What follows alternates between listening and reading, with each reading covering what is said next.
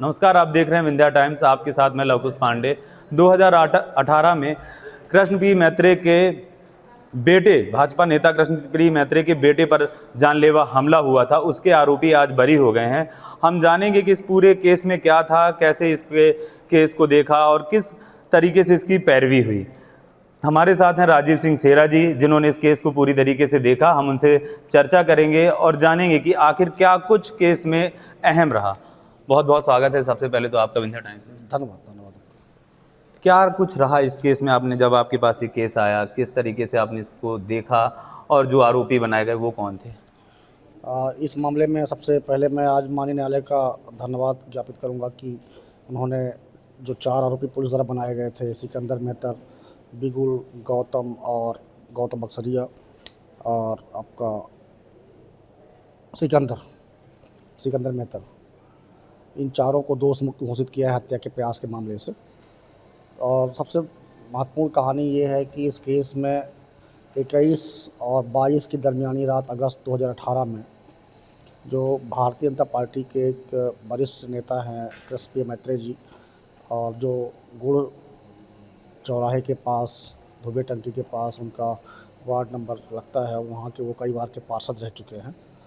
और उनका ये कहना था कि वो अपने घर में अक्सर जो है बरामदे में सोया करते थे, और उस दिन वो संयोगवश बरामदे में ना सो करके कमरे में किसी वजह से सो गए, और उनकी जगह में उनका पुत्र पंकज मैत्रेय सो गया। और पंकज मैत्रेय रात में 2 से 3 बजे के करीब जब सो रहा था तो 4 लोग आए और 4 लोगों ने आकर उनके ऊपर फायरिंग की, और फायरिंग से उनके पंकज मैत्रेय के सीने में गोली लगी और गंभीर रूप से उपचार के लिए उनको संजय गांधी अस्पताल में ले जाया गया, भर्ती किया गया। और बाद में पुलिस ने जांच पड़ताल की, और कृष्णप्रिय मैत्रेय जो का कहना है कि वहाँ पे सीसीटीवी कैमरे लगे हुए थे, और कैमरे की रिकॉर्डिंग में भी पुलिस ने तस्दीक करके 4 लोगों को चिन्हित किया था, और उन 4 लोगों को पुलिस ने पकड़ा, ऐसा कहना है पुलिस का। तो उसमें सिकंदर मेहतर और 3 अन्य लोगों को आरोपी बनाया और गिरफ्तार करके माननीय न्यायालय के समक्ष पेश किया, जिसका विचारण हुआ। और इस केस में पुलिस ने सिकंदर मेहतर को जो गिरफ्तार किया था तो किसी अन्य मामले में गिरफ्तार किया था, और उस मामले में पिस्टल रिकवर्ड हुई थी, और उस पिस्टल को रिकवर्ड करने के पश्चात जो है वो अन्य मामला सीधी में रामपुर नैकिन में दर्ज किया गया था, और इस मामले में भी उनको गिरफ्तारी से मार की गई थी। और उसके पश्चात जो है ये मामला चला। 17 गवाह जो है अभियोजन द्वारा परिचित कराए गए थे, और उस 17 गवाहों को परीक्षण के पश्चात जो है आज एक महत्वपूर्ण फैसला सुनाया है माननीय 15वें पसत न्यायाधीश महोदय श्री सुधीर सिंह राठौर जी के न्यायालय द्वारा, और सभी आरोपियों को दोष मुक्त घोषित किया है। जिस समय वो सो रहे थे और ये आरोपी आए, लगभग रात की ये वारदात थी, तो कैसे, मतलब गन थी क्या, गन शॉट की क्या सच्चाई थी, और भागते वक्त क्या कुछ देखा गया, क्या कुछ आरोपियों को किस प्रकार से निशानदेही की गई? इस मामले में जो कृष्णप्रिय मैत्रेय जी का कहना है कि रात के करीब 2-3 बजे के करीब वो नित्य क्रिया के लिए उठे थे, और तभी फायर की आवाज़ उनको सुनाई पड़ी थी। तब उन्होंने देखा कि उनका ये कहना है कि सिकंदर मेहतर जो है मोटरसाइकिल में, और एक अन्य गाड़ी 2 पहिया थी, उसमें कुछ 2 लोग उनके घर के जस्ट सामने से पिस्टल लेके हाथ में भाग रहे थे। और उसके पश्चात उन्होंने ऐसा भी कहा अपने बयान में, जो पुलिस को भी दिया था और मीडिया को भी बताया था, कि उनके घर के आसपास कैमरे लगे हुए थे और उस कैमरे में उन लोगों को देखा गया था, ऐसा उनका कहना था। लेकिन सबसे महत्वपूर्ण बात ये है कि पुलिस ने इस मामले में जांच पड़ताल करने के पश्चात ना तो मौके से जो जब्त किया गया था, ऐसा कहना था कि रिकॉर्डिंग जब्त की गई थी सीसीटीवी फुटेज की, पूरे मामले में पेश नहीं किया गया। तो पुलिस की ये लापरवाही कहें या यूँ कहें कि हो सकता है किसी और आरोपी जो मुख्य रूप से था शामिल, उसको बचाने के लिए, किसी और को झूठा फंसाने के लिए इस मामले में उस साक्ष्य को विलोपित किया गया हो, नष्ट किया गया हो। तो हम लोग तो न्यायालय द्वारा निर्दोष, हमारे क्लाइंट निर्दोष माने गए हैं, तो हम तो यही कहेंगे कि कोई और दोषी था, और उस दोषी को बचाने के लिए पहले तो सीसीटीवी फुटेज को हटाया गया, नष्ट किया गया, कोर्ट पे पेश नहीं होने दिया गया पुलिस द्वारा।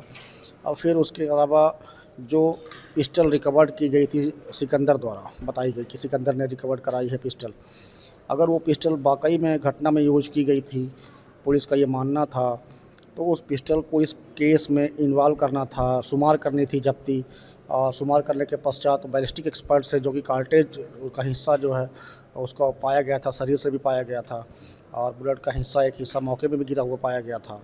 तो उनसे जांच कराते बैलिस्टिक एक्सपर्ट से, तो ये तय होता कि ये सिकंदर के पास जो रिकवर्ड पिस्टल है वो मामले में यूज की गई है या नहीं की गई है। तो लेकिन पुलिस ने ये एविडेंस भी लैप्स किया हुआ है, इसका भी उपयोग नहीं किया हुआ है, और बैलिस्टिक एक्सपर्ट से ना तो जांच कराई और ना ही पिस्टल को इस मामले में रिकवर करके कोर्ट में पेश किया गया।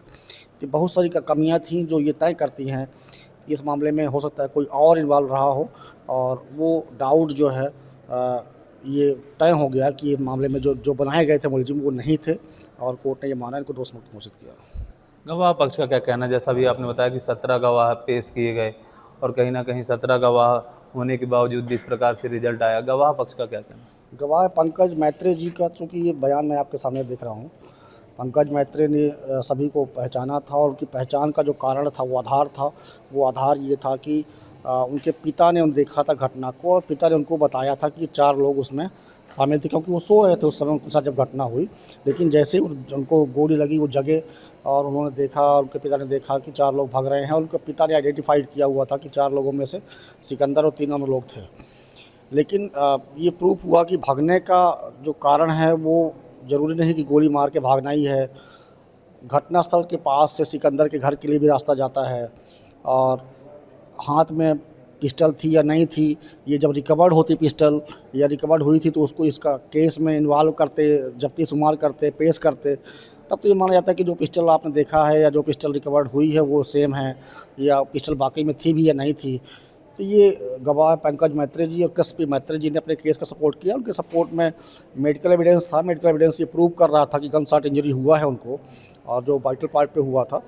तो केस में सिर्फ 2 विटनेस थे, पंकज मैत्रे और कृष्ण पी मैत्रे जी, और जो महत्वपूर्ण विटनेस हो सकता था, जो एविडेंस डॉक्यूमेंट्री एविडेंस के अलावा इलेक्ट्रॉनिक एविडेंस हो सकती थी, वो आरोपियों के CDR निकालते, उनके टावर लोकेशन निकालते मोबाइल की, और उससे तय होता कि उनकी उपस्थिति वहाँ पे थी या नहीं थी। और जो उन्होंने बताया हुआ था कि वहाँ पे कैमरे लगे हुए थे, उनका फुटेज प्राप्त किया था, लेकिन उसको कोर्ट में प्रोड्यूस नहीं किया। तो ये महत्वपूर्ण चीज़ें हैं जो एक न्याय की ओर आना चाहिए था अभियोजन को, कि वाकई में न्याय पक्षकार को मिलना चाहिए, चाहे वो पीड़ित हो चाहे अभियुक्त हो। तो मेरा ये मानना है कि पुलिस की लापरवाही की वजह से सही न्याय पीड़ित पक्ष को नहीं मिला है, और हमको भी न्याय मिला लेकिन विलम्ब से मिला। 2018 का मामला है, 2026 में हमने 8 साल तक हमने इस लड़ाई को लड़ा है, और 8 साल बाद हम ये निर्दोष अपने आप को साबित कर पाए हैं। पुलिस ने क्या थ्योरी बनाई कि आखिर उन्होंने क्यों गोली चलाई या फिर क्यों जानलेवा हमला किया? क्योंकि पुलिस कई बार ऐसी फोर्सफुली थ्योरी बना देती है जिससे केस कहीं ना कहीं स्ट्रांग हो जाता है।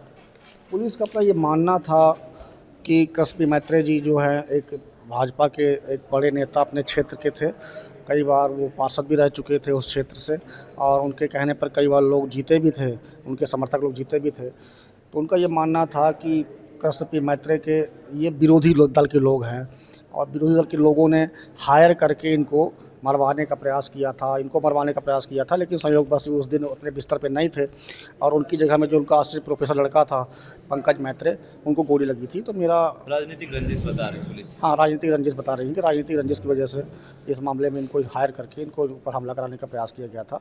जबकि मेरा ये मानना है कि पुलिस वाकई में जो घटना में इन्वॉल्व लोग थे, जो सही रूप में थे, उनको बचाने के लिए और झूठे लोगों को फंसाने के लिए, जो निर्दोष थे उनको फंसाने के लिए इस केस में एविडेंस क्रिएट की गई है। ये अंतिम सवाल ये है कि सिकंदर महतो के ऊपर लोग कहते हैं कि मेहतर के ऊपर कहते हैं कि पहले से ही कुछ आरोप थे, तो इस कारण से भी टारगेट किया गया था क्या? अब आरोप तो गणना करने के लिए एक आरोप ये भी था, 307 का जो मुकदमा आज दोष मुक्त हुआ है, कि जब कभी आप लोग जिरह करें, कभी आप लोग तर्क करेंगे अपने डिबेट में कि इनके खिलाफ कई मामले थे, तो एक मामला इसको भी गिनेंगे। ऐसा ही मामला था, ऐसे ही मामले और भी थे इनके खिलाफ, जो सारे मामले दोष मुक्त हो चुके हैं।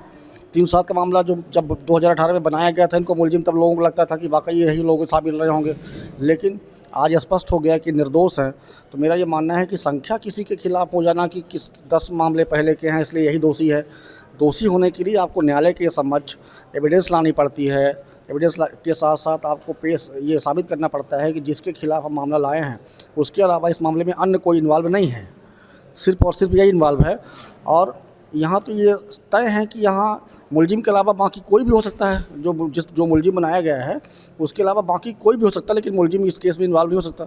ये एविडेंस इस तरह की आई हुई है। तो मेरा ये मानना है कि जो लोग भी आपकी न्यूज़ को देखते होंगे या तय करते होंगे, उनको लगता होगा कि न्यायालय जो है लगातार ऐसे लोगों को दोष मुक्त कर रही है, लेकिन ऐसा नहीं है।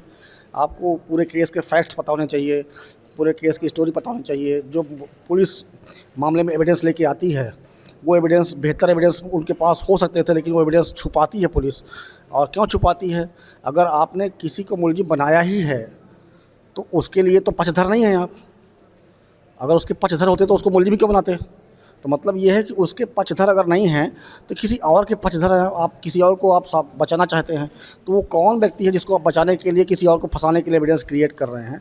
तो हर ऐसे मामले में जिसमें ये मेरा मानना है जिसमें एक्विटल होते हैं, वाकई सही आरोपी को बचाने के लिए, जो सही घटना में शामिल होता है उसको बचाने के लिए किसी गलत इंसान को, निर्दोष इंसान को इसलिए फंसा दिया जाता है कि पब्लिक उसको विश्वास कर ले, इस वजह से मात्र कि इनके खिलाफ क्रिमिनल हिस्ट्री है।